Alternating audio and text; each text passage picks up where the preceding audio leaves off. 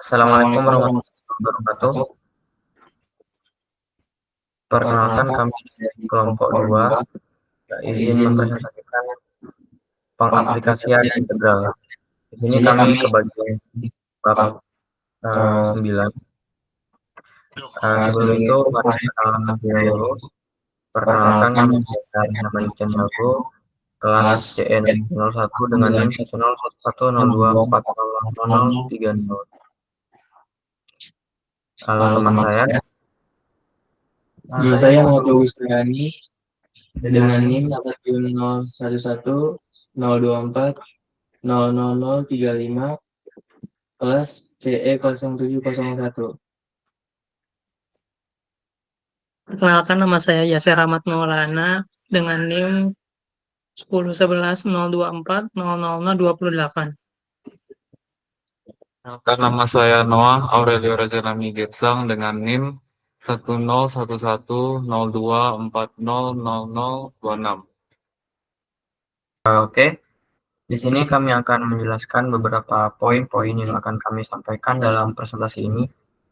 Yang pertama itu ada poin menghitung luas daerah yang dibatasi oleh kurva. Pada poin pertama ini kita akan dijelaskan oleh Noah. Silahkan bisa share screen. Baik, sebentar.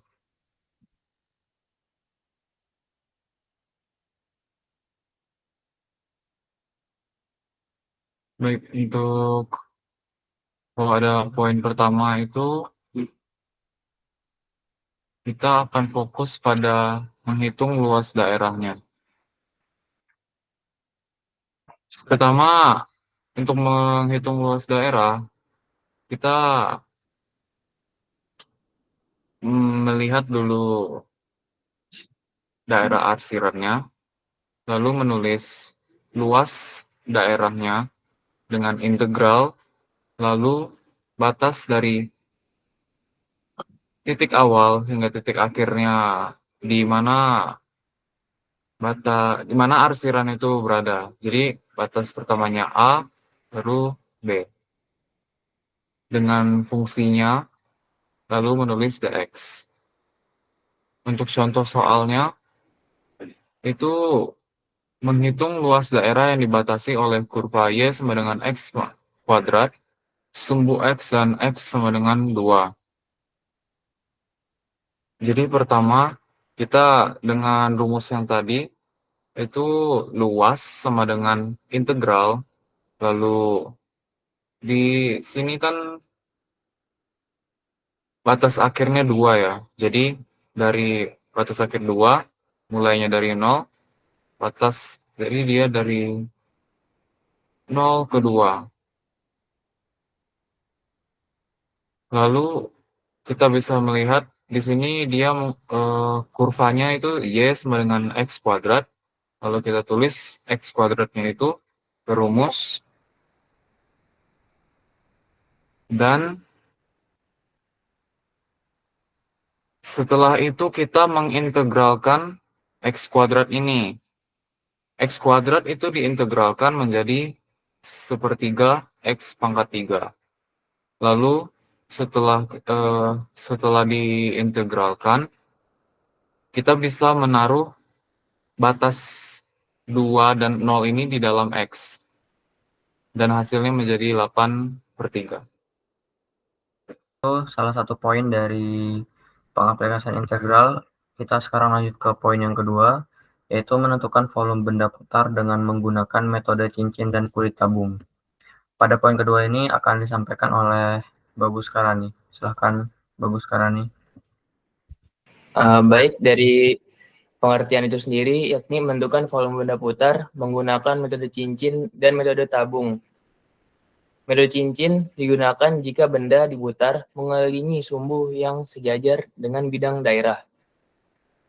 Dan juga jika metode tabung digunakan ketika benda diputar di sekitar sumbu yang berada di luar daerah atau jika pendekatannya lebih praktis. Contohnya akan saya berikan. Baiklah, dari yang paling pertama yakni metode cincin. Seperti contoh di atas, tentukan volume benda putar yang terbentuk ketika daerah yang dibatasi oleh Y sama dengan X kuadrat dan Y sama dengan 4 diputar mengelilingi sumbu X. Dengan rumus V sama dengan Pi integral B pada A dalam kurung R kuadrat kurang R kuadrat sama dengan dalam kurung dx. Dengan contoh soal, yakni dengan R besar sama dengan 4, R sama dengan X kuadrat, A sama dengan min 2, dan B sama dengan 2, yang dimasukkan kepada rumusnya dan mendapatkan hasil, yakni V sama dengan 256 Pi per 5. Didapatkan sumbu X-nya segitu. Dan kemudian metode kulit tabung, tentukan volume benda putar yang terbentuk ketika daerah yang dibatasi oleh Y sama dengan X pangkat 3 dan Y sama dengan 8 diputar mengelilingi sumbu Y. Dengan rumus V sama dengan 2Pi integral B pada A dalam kurung jari-jari dikali dengan tinggi dx. Dengan contoh soal yakni jari-jari sama dengan X, tinggi sama dengan 8, kurang X pangkat 3, A sama dengan 0, dan B sama dengan 2. Masukkan rumus dari yang diketahui soal tersebut dan mendapatkan jawaban yakni V sama dengan 96 Pi per 5. Lanjut dengan cara metode gabungan antara cincin dan kulit tabung. Dengan soal tentukan volume benda putar yang terbentuk ketika daerah yang dibatasi oleh Y sama dengan X kuadrat dan Y sama dengan 1 diputar mengelilingi Y sama dengan 2. Dengan rumus gabungan ini adalah V sama dengan Pi B kepada A dalam kurung R kuadrat kurang R kuadrat kecil dx kali dx. Ini mana contoh soalnya yakni diketahui R sama dengan R besar sama dengan 2 kurang X pangkat 2, R sama dengan 1, A sama dengan min 1, dan B sama dengan 1. Masukkan rumus dan didapatkan yakni V sama dengan 24 Pi per 5. Dan juga kedua metode ini berguna tergantung pada bentuk, fungsi, dan posisi sumbu putar. Metode cincin lebih sering digunakan jika sumbu putar berada di dalam daerah yang diputar. Sedangkan metode tabung lebih efisien jika sumbu putar berada di luar daerah tersebut. Dengan rumus gabungan ini adalah V sama dengan Pi integral B kepada A dalam kurung R kuadrat besar kurang R kuadrat kecil dalam kurung dx.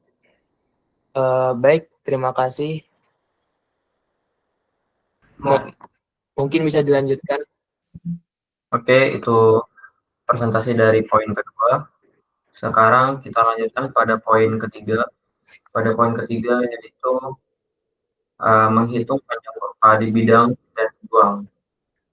Poin ketiga ini akan disampaikan oleh Yasser Ahmad Maulana. Silakan waktu dan tempatnya.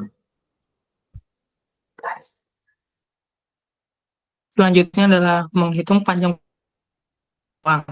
Yang pertama,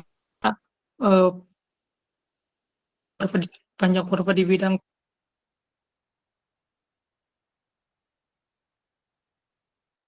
tapi bentuk parametrik seperti X sama dengan GT dengan T sebagai parameter yang bergerak di interval tertentu. Untuk L sama dengan integral dx per dt kuadrat ditambah dt.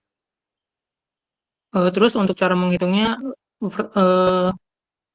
pertama kita turunkan xt dan yt terhadap t, lalu hasil ini kita kuadratkan, lalu dijumlahkan. Akar kuadrat dari hasil penjumlahan tersebut. Terakhir, T dari A hingga B. Langsung saja ke contohnya. Diberikan kurva parametrik 3T, YT sama dengan T. Penyelesaiannya, yang pertama, turunkan X terhadap T. Jadinya dx per dt sama dengan 3, dy per dt sama dengan 2T. Jadi dx per dt kuadrat sama dengan 9, dy per dt kuadrat sama dengan 2t kuadrat sama dengan 4t kuadrat. Lalu tambahkan dan jadinya akar dx per dt kuadrat tambah dy per dt kuadrat sama dengan akar 9 ditambah 4t kuadrat. Lalu kita integralkan terhadap t dari 0 hingga 2. L sama dengan akar 9 ditambah 4t kuadrat. Lalu integral ini kita hasilkan pendekatan numerik dan hasilnya adalah L sama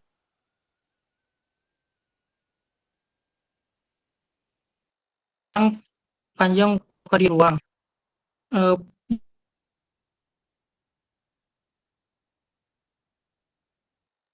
Yaitu Z sama dengan AT. Dalam hal dihitung menggunakan rumus berikut. Dx per dt kuadrat ditambah d dt akan masing terhadap t. Kuadratkan hasil turunan tersebut lalu jumlahkan, lalu ambil integralkan hasilnya terhadap t dari A hingga B. Contoh soalnya yaitu xt sama dengan t, yt sama dengan t kuadrat. Penyelesaiannya yaitu yang pertama kita turunkan dahulu zt-nya terhadap t. Jadi dx per dt sama dengan 1, dy per dt sama dengan 2t, dz per dt sama dengan 3t.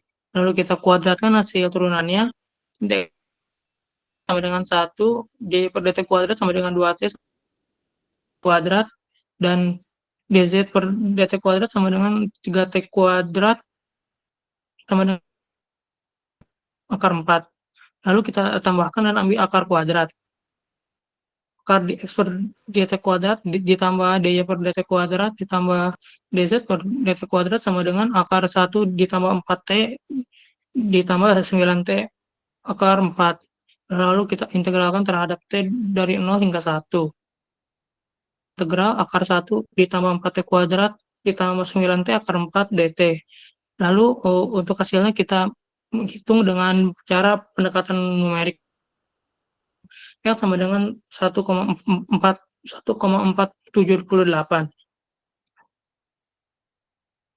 Saja. Oke, itu merupakan paparan dari poin yang ketiga. Lalu selanjutnya akan saya berikan beberapa contoh soal dari poin-poin yang sudah diberikan oleh teman-teman saya. Di sini saya mempunyai 3 contoh soal. Kita bisa lihat pada soal yang pertama. Pada soal yang pertama itu carilah luas kurva Y sama dengan X kuadrat tambah 1 di antara garis X sama dengan 0, X sama dengan 4, dan sumbu X. Nah, di sini rumusnya itu sendiri luas sama dengan integral B, yang atas B yang bawah A, terus Y dx, di mana A dan B itu adalah batas bawah dan atas dari X, sedangkan Y adalah fungsi yang diberikan. Nah, karena Y di soalnya itu Y sama dengan X kuadrat tambah 1, terus batas bawah dan batas atas itu 4 dan 0, kita tinggal tulis di sini integral 4 atas dan integral yang bawah itu 0 sama dengan X kuadrat tambah 1 dikali dx. Terus kita pisahkan integralnya. Jadi integral dari X kuadrat tambah 1 dapat dipisahkan menjadi integral 40 X kuadrat tambah 1 dx sama dengan integral 40 X kuadrat dx tambah 4 0 1 dx. Lalu lanjut, nanti kita akan bertemu batas X sama dengan 0 hingga X sama dengan 4. Integral 4 batas atas dan integral batas bawah 0, 1 dx sama dengan X 4 sama dengan 4 dikurangi 0 sama dengan 4. Lalu gabungkan hasil kedua integral tersebut. Integral 4 yang atas sama integral batas bawah X kuadrat tambah 1 dx sama dengan 64 per 3 tambah 4. Nah, sehingga nanti jadinya akan menjadi hasil 4 atas dan integral batas bawah x kuadrat tambah 1 dx sama dengan 64/3 ditambah 12/3 sama dengan 76/3. Hasil akhir luas daerah itu adalah 25/1/3 satuan, atau tadi kita bisa sebut 76/3. Kita lanjut pada soal yang kedua.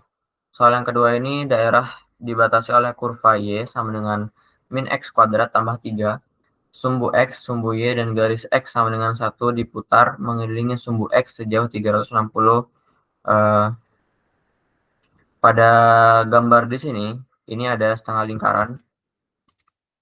Rumus dari benda putar tadi itu V sama dengan Pi integral F X kuadrat dikali dx, di mana Fx-nya itu fungsi batas atas kurva yang diputar, sedangkan A, B-nya itu interval X. Nah, di sini kita mencari volume yang dicari itu benda putar di sekitar sumbu X, sehingga nanti rumusnya akan menjadi V sama dengan Pi integral atas 1 dan integral bawah 0 dikurung min X kuadrat tambah 3 pangkat 2 dx. Terus nanti yang min X kuadrat pangkat 2 tambah 3 itu nanti sama dengan X pangkat 4 dikurangi 6X pangkat 2 ditambah 9. Sehingga integralnya menjadi V sama dengan Pi integral 1 atas dan integral 0 bawah X pangkat 4 dikurangi 6X pangkat 2 ditambah 9 dx. Lalu kita pisahkan integralnya menjadi 3 bagian.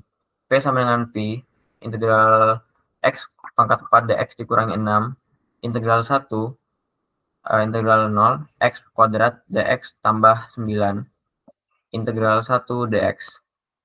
Lalu hitung satu per satu, sehingga nanti hasilnya akan menjadi V sama dengan V sama dengan Pi 1/5 ditambah 35/5 sama dengan Pi dikali 36/5. Nanti hasil akhirnya volume akan menjadi V sama dengan 36/5 Pi sama dengan 1/5 Pi. Lalu pada soal yang ketiga, kita bisa lihat di sini tentukan luas yang ditentukan oleh Y sama dengan sin X. Y sama dengan 1, X sama dengan 0 dan terletak di kuadran 1. Kuadran 1 artinya batas integral mulai dari 0 dikurangi Pi per 2. Luas kurva di sini integralnya atasnya itu Pi per 2, lalu integral bawahnya itu 0, sin X dx. Rumus luas daerah di bawah kurva Y sama dengan sin X pada interval 0 Pi per 2 dihitung menggunakan integral luas sama dengan integral atas Pi per 2, integral bawahnya 0, sin X dx. Terus nanti integral dari sin X adalah sin X dx sama dengan min cos X tambah C. Maka nanti integral atas Pi per 2 sama integral bawah 0 sin X dx sama dengan min cos X pangkat Pi per 2 0. Lalu substitusi batas X.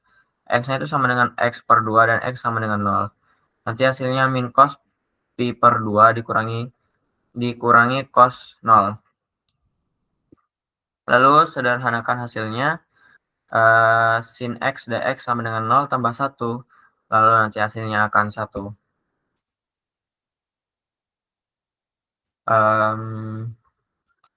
Itu tadi 3 contoh soal dari beberapa poin yang kami paparkan.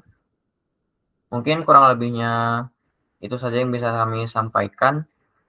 Kurang lebihnya mohon maaf. Wassalamualaikum warahmatullahi wabarakatuh.